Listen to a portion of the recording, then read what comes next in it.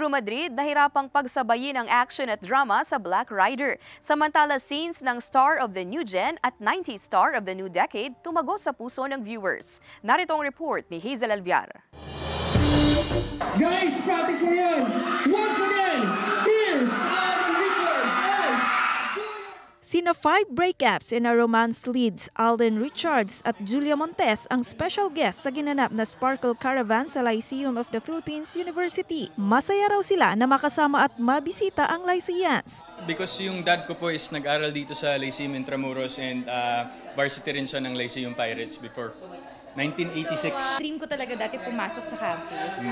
Kasi hindi ako nagkaroon ng privilege na makapag-school sa big school talaga, yung makapasok. Ngayon online ako. So ang sarap sa feeling na makikita mo yung students na nag-aaral. May song number naman si The Clash 2023 champion John Rex na nagpakilig sa mga estudyante. Ang Sparkle Caravan Campus Tour ay in partnership with GMA Synergy and NCAA kung saan maaring mag-audition ang mga nangangarap maging Sparkle artist. Kaya naman kanya-kanyang pakitang gilas ang mga estudyante. Ito na yung chance nyo eh. Malay nyo, ito yung big step na inaantay nyo. Sa mga auditionees, may kumasa sa challenge ni na Alden at Julia na mag-improvise ng eksena na hango sa mga karakter nila na sina Lance at Justin sa 5 breakups in a romance. Overwhelmed daw sina Alden at Julia sa reaksyon na scene drop mula sa movie na umani ng million views sa social media. So thankful po kami kasi at least our efforts are not parang put to waste because of the reception we've been getting po sa mga excited na makapanood ng 5 breakups in a romance. Kahit kami po very excited na mapanood nyo to. Nga namin, ang sarap at ang saya namin sa project na to. And then nakita namin yung pagtanggap ng tao.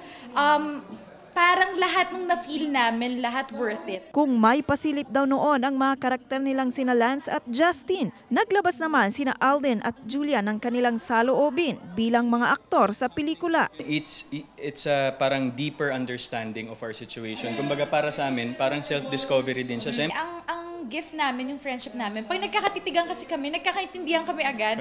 So may part doon na nagkatitigan lang, inaano ko siya na, ikaw kasi sinimulan mo eh, may ganun na kaming connection. So ang sarap lang. Ang kasi sarap. sincere and genuine. Malapit nang mapanood sa mga sinihan ang 5 breakups and a romance under GMA Pictures, Cornerstone Studios and Myriad Entertainment.